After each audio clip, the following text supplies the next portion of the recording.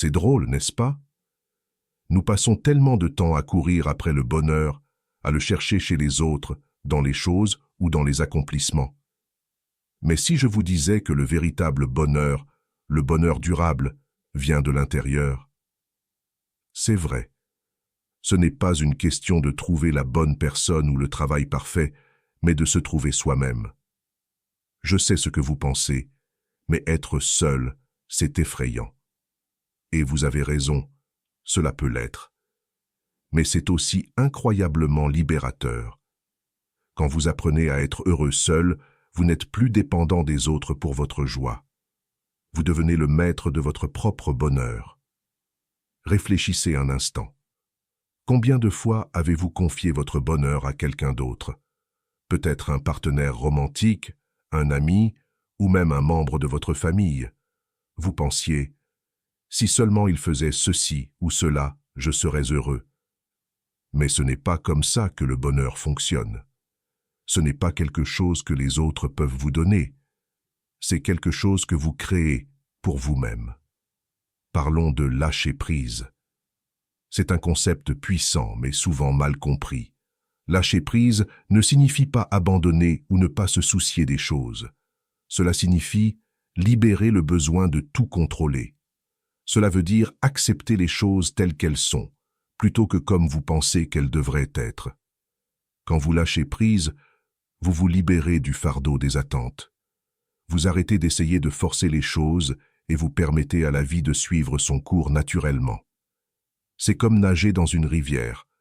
Vous pouvez lutter contre le courant et vous épuiser, ou bien vous pouvez vous détendre et laisser le flot vous porter. Quelle option vous semble la plus attrayante?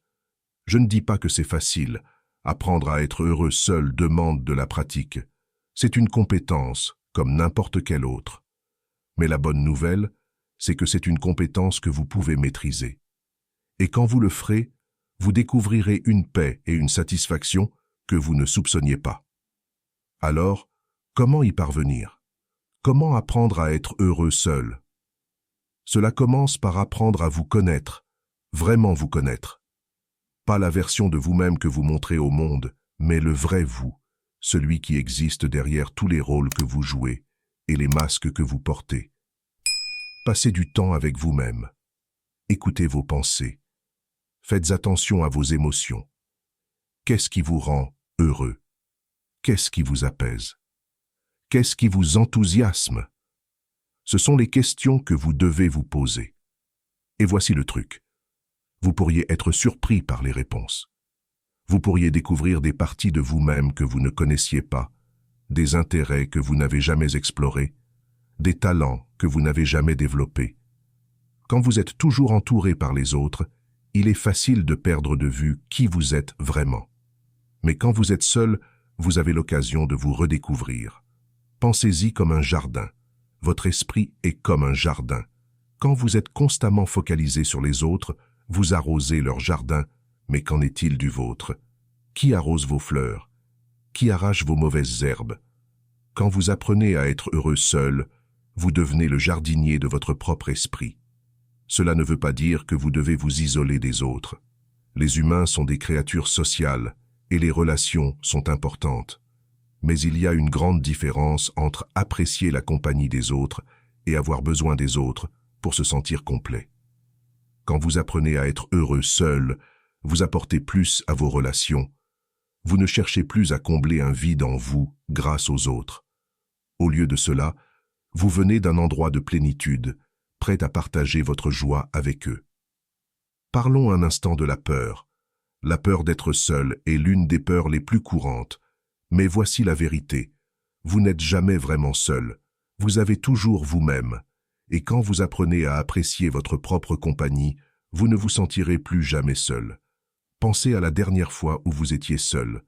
Étiez-vous vraiment seul ou simplement sans autre personne autour de vous? Il y a une grande différence. Être seul ne signifie pas être solitaire. En fait, certains des moments de connexion les plus profonds peuvent se produire quand nous sommes seuls. Avez-vous déjà regardé un magnifique coucher de soleil en solitaire ou fait une promenade dans la nature seule? Il y a quelque chose de magique dans ces expériences solitaires. Vous ne faites pas que observer le monde qui vous entoure, vous vous connectez à lui, à un niveau plus profond. Vous vous connectez à vous-même. C'est drôle, n'est-ce pas? Nous passons tellement de temps à courir après le bonheur, à le chercher chez les autres, dans les choses ou dans les accomplissements. Mais si je vous disais que le véritable bonheur, le bonheur durable, vient de l'intérieur? C'est vrai. Ce n'est pas une question de trouver la bonne personne ou le travail parfait, mais de se trouver soi-même. Je sais ce que vous pensez, mais être seul, c'est effrayant. Et vous avez raison, cela peut l'être. Mais c'est aussi incroyablement libérateur. Quand vous apprenez à être heureux seul, vous n'êtes plus dépendant des autres pour votre joie. Vous devenez le maître de votre propre bonheur. Réfléchissez un instant. Combien de fois avez-vous confié votre bonheur à quelqu'un d'autre? Peut-être un partenaire romantique, un ami, ou même un membre de votre famille. Vous pensiez, si seulement il faisait ceci ou cela, je serais heureux. Mais ce n'est pas comme ça que le bonheur fonctionne. Ce n'est pas quelque chose que les autres peuvent vous donner. C'est quelque chose que vous créez pour vous-même. Parlons de lâcher prise. C'est un concept puissant mais souvent mal compris. Lâcher prise ne signifie pas abandonner ou ne pas se soucier des choses. Cela signifie libérer le besoin de tout contrôler. Cela veut dire accepter les choses telles qu'elles sont, plutôt que comme vous pensez qu'elles devraient être. Quand vous lâchez prise, vous vous libérez du fardeau des attentes. Vous arrêtez d'essayer de forcer les choses et vous permettez à la vie de suivre son cours naturellement. C'est comme nager dans une rivière. Vous pouvez lutter contre le courant et vous épuiser, ou bien vous pouvez vous détendre et laisser le flot vous porter. Quelle option vous semble la plus attrayante? Je ne dis pas que c'est facile. Apprendre à être heureux seul demande de la pratique. C'est une compétence, comme n'importe quelle autre. Mais la bonne nouvelle, c'est que c'est une compétence que vous pouvez maîtriser. Et quand vous le ferez, vous découvrirez une paix et une satisfaction que vous ne soupçonniez pas. Alors, comment y parvenir? Comment apprendre à être heureux seul? Cela commence par apprendre à vous connaître, vraiment vous connaître. Pas la version de vous-même que vous montrez au monde, mais le vrai vous, celui qui existe derrière tous les rôles que vous jouez et les masques que vous portez. Passez du temps avec vous-même. Écoutez vos pensées. Faites attention à vos émotions. Qu'est-ce qui vous rend heureux? Qu'est-ce qui vous apaise? Qu'est-ce qui vous enthousiasme? Ce sont les questions que vous devez vous poser. Et voici le truc. Vous pourriez être surpris par les réponses. Vous pourriez découvrir des parties de vous-même que vous ne connaissiez pas, des intérêts que vous n'avez jamais explorés, des talents que vous n'avez jamais développés. Quand vous êtes toujours entouré par les autres, il est facile de perdre de vue qui vous êtes vraiment. Mais quand vous êtes seul, vous avez l'occasion de vous redécouvrir. Pensez-y comme un jardin.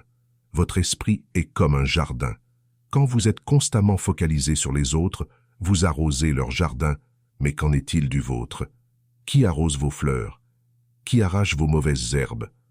Quand vous apprenez à être heureux seul, vous devenez le jardinier de votre propre esprit.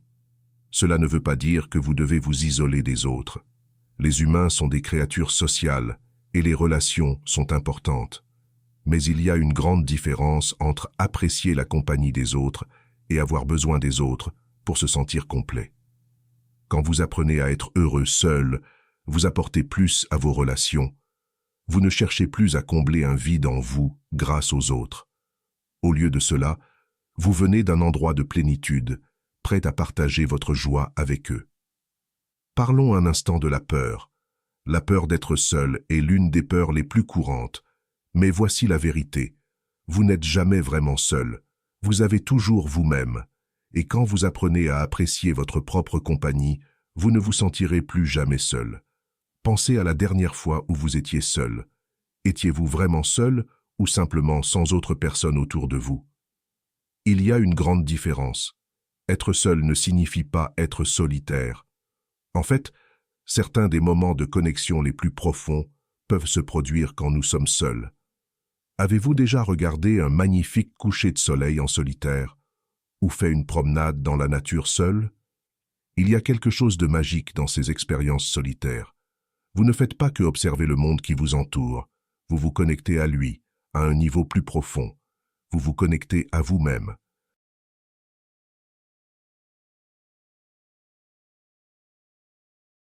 Je sais ce que certains d'entre vous pourraient penser, mais je n'aime pas être seul avec mes pensées. Elles sont trop bruyantes, trop négatives. Et c'est normal, cela fait partie du processus. Apprendre à être heureux seul ne consiste pas à faire taire vos pensées, mais à changer votre relation avec elles. Imaginez que vos pensées sont comme des nuages dans le ciel. Elles vont et viennent.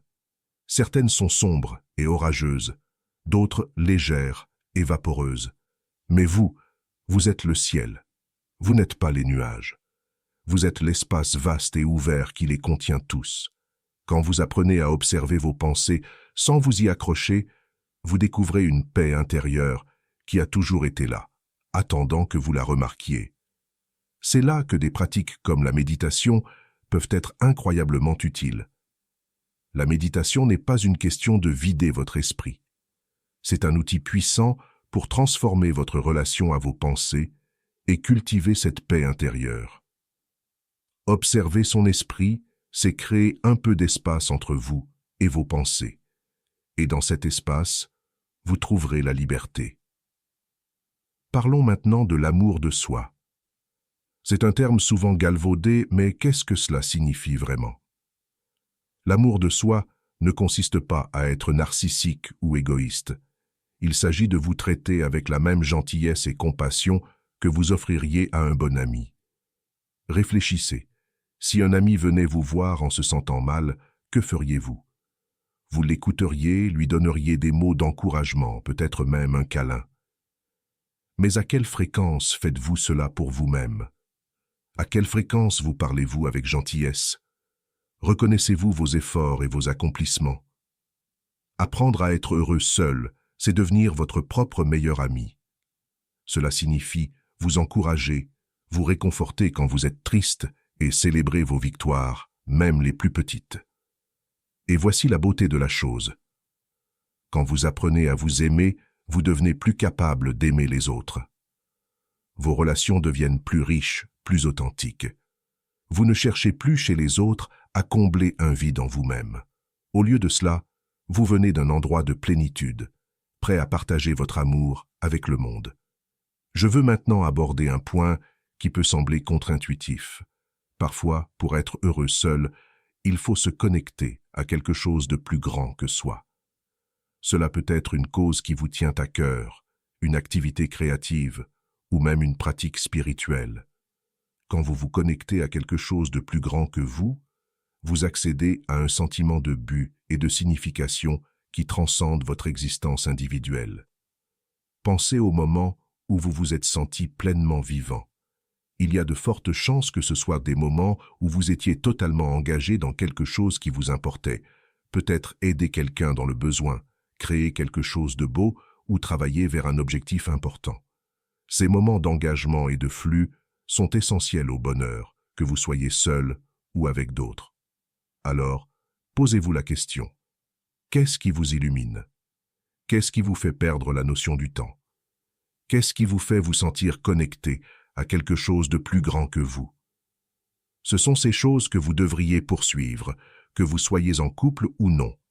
Parlons maintenant du pouvoir de la solitude. Dans notre monde hyper connecté, la vraie solitude est devenue rare. Nous sommes constamment bombardés de notifications, de messages et de sollicitations. Mais la solitude, un vrai moment seul et ininterrompu, est essentiel à notre bien-être mental et émotionnel. La solitude nous donne l'espace pour traiter nos expériences, réfléchir à nos vies et nous connecter à notre moi profond. Ce sont dans ces moments de calme que nous avons souvent nos plus grandes idées et percées créatives. Je vous mets donc au défi de réserver du temps pour la solitude dans votre vie. Éteignez votre téléphone, éloignez-vous de votre ordinateur, trouvez un endroit calme où vous pouvez simplement être avec vous-même. Cela pourrait être inconfortable au début, surtout si vous n'y êtes pas habitué. mais persévérez. Plus vous pratiquerez la solitude, plus vous en viendrez à valoriser, voire à rechercher ces moments de réflexion calme. Parlons du concept de complétude. La société nous dit souvent que nous avons besoin de quelqu'un d'autre pour nous compléter, que nous sommes en quelque sorte incomplets seuls. Mais c'est un mythe. Vous êtes déjà entier. Vous êtes déjà complet. Une autre personne peut vous compléter, ajouter à votre vie, mais elle ne peut pas vous compléter. Seul vous-même pouvez le faire.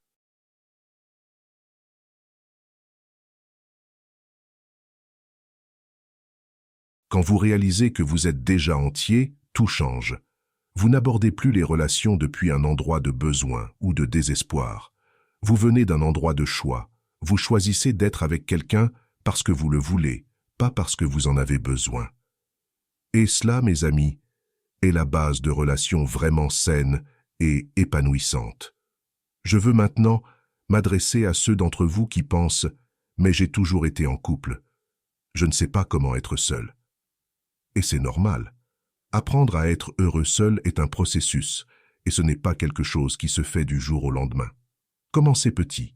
Passez une soirée seul à faire quelque chose que vous aimez. Allez dîner seul. Regardez un film en solo.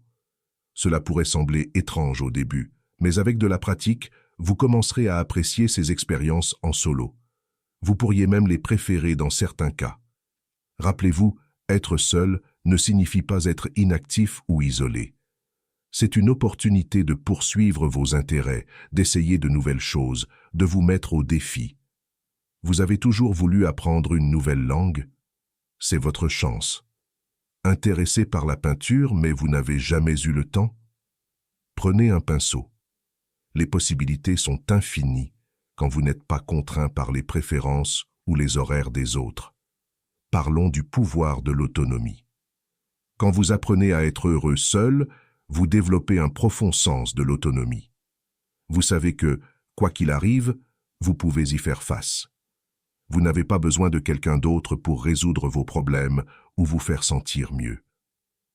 Vous avez toutes les ressources dont vous avez besoin en vous-même. Cette autonomie est incroyablement valorisante. Elle vous donne la confiance nécessaire pour prendre des risques, poursuivre vos rêves, vivre selon vos propres termes. Quand vous n'êtes pas dépendant des autres pour votre bonheur, vous êtes libre de faire des choix basés sur ce qui est vraiment le mieux pour vous, et non sur ce qui plaira aux autres ou les empêchera de partir. Je veux aussi dissiper une idée fausse courante. Certaines personnes pensent qu'apprendre à être heureux seul signifie devenir froid ou détaché. Mais ce n'est pas du tout le cas. En fait, quand vous êtes vraiment à l'aise avec vous-même, vous êtes capable de former des connexions plus profondes et plus authentiques avec les autres. Pensez-y. Quand vous ne cherchez pas désespérément l'approbation ou la validation des autres, vous êtes libre d'être votre moi authentique. Vous n'essayez pas d'impressionner qui que ce soit ou d'être quelqu'un que vous n'êtes pas. Cette authenticité est magnétique. Elle attire naturellement les autres vers vous. Enfin, parlons de l'importance des limites. Quand vous apprenez à être heureux seul, vous développez naturellement des limites plus solides. Vous êtes clair sur ce que vous acceptez ou non dans votre vie. Vous n'avez pas peur de dire non à ce qui ne vous sert pas, même si cela signifie décevoir les autres. Ces limites sont cruciales pour votre bien-être. Elles protègent votre énergie, votre temps et votre tranquillité d'esprit. Elles garantissent que lorsque vous choisissez de passer du temps avec les autres, c'est parce que vous le voulez vraiment, pas parce que vous vous sentez obligé ou que vous avez peur d'être seul. Vous vous demandez peut-être, et qu'en est-il de la solitude? N'est-il pas naturel de se sentir seul parfois? Vous avez tout à fait raison. La solitude est une émotion humaine normale. Tout le monde se sent seul à certains moments, même les personnes en couple. Mais voici la vérité. La solitude ne vient pas du fait d'être seul, elle vient du sentiment de déconnexion. Et il est possible de se sentir déconnecté, même entouré de monde. La clé est d'apprendre à se connecter à soi-même. Lorsque vous avez une connexion forte avec vous-même, vous ne vous sentirez jamais vraiment seul. Alors, comment établir cette connexion avec soi-même? Cela commence par la conscience de soi. Faites attention à vos pensées, vos émotions, votre corps. Pratiquez la pleine conscience. Soyez présent dans chaque moment. Lorsque vous êtes pleinement présent, vous découvrirez une richesse dans vos propres expériences, si bien que vous n'aurez plus besoin d'une stimulation constante venant de l'extérieur. Parlons du pouvoir du choix. Quand vous apprenez à être heureux seul, vos décisions ne sont plus dictées par la peur ou le désespoir. Vous choisissez depuis un lieu de force et de conscience de vous-même. Vous ne restez plus dans des relations insatisfaisantes par peur d'être seul. Vous ne dites plus oui à des choses que vous ne voulez pas faire par crainte de décevoir les autres.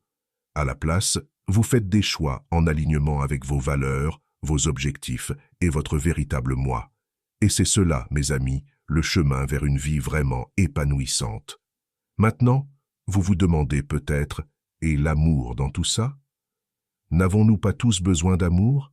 Vous avez raison, l'amour est un besoin humain fondamental.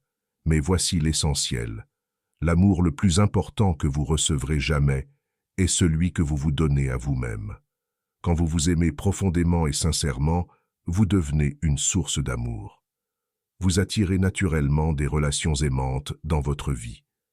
Mais vous ne dépendez pas de ces relations pour votre bonheur ou votre estime de vous-même. Vous savez que vous méritez l'amour, avec ou sans partenaire romantique. Parlons du pouvoir de la découverte de soi. Lorsque vous êtes constamment entouré d'autres personnes, il est facile de perdre de vue qui vous êtes vraiment. Vos préférences, vos désirs, vos rêves peuvent être étouffés par les attentes et les opinions des autres. Mais lorsque vous passez du temps seul, vous avez l'occasion de vous redécouvrir. Vous pourriez être surpris par ce que vous trouvez. Peut-être découvrirez-vous une passion pour la peinture que vous ignoriez. Peut-être réaliserez-vous que vous préférez les soirées tranquilles à la maison plutôt que les fêtes animées. Peut-être découvrirez-vous une force ou une résilience en vous que vous n'aviez jamais soupçonnée. Ce processus de découverte de soi est permanent. Nous grandissons, changeons et évoluons constamment, et c'est magnifique. Être à l'aise seul, c'est s'offrir l'espace pour explorer et élargir continuellement qui vous êtes. Abordons maintenant le concept de paix intérieure. Beaucoup cherchent la paix dans des choses extérieures, des relations, des réussites, des possessions matérielles. Mais la véritable paix vient de l'intérieur. Elle naît de l'acceptation totale de soi, du fait d'être à l'aise dans sa propre peau, de savoir que quoi qu'il arrive dans le monde extérieur, vous avez en vous un noyau inébranlable de calme. Lorsque vous apprenez à être heureux seul, vous accédez à cette paix intérieure. Vous n'êtes plus ballotté par les hauts et les bas de la vie. Vous avez une ancre, un centre stable qui vous maintient enraciné, quelles que soient les tempêtes. Parlons maintenant de la confiance en soi. Apprendre à être heureux seul vous permet de développer une profonde confiance en vous. Vous faites confiance à vos jugements, vos décisions, votre capacité à gérer tout ce que la vie vous réserve. Cette confiance en soi est incroyablement valorisante. Elle vous donne le courage de prendre des risques, de poursuivre vos rêves et de vivre selon vos propres termes. Réfléchissez. Combien de fois avez-vous douté de vous-même? Combien de fois vous êtes-vous retenu de faire quelque chose par peur de ce que les autres pourraient penser?